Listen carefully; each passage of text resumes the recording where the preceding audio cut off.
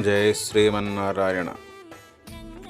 స్వోత్తిష్టమాలికా బంధగంధబంధురజిష్ణవే విష్ణుచిత్తతనూజాయై గోదాయై నిత్యమంగళం.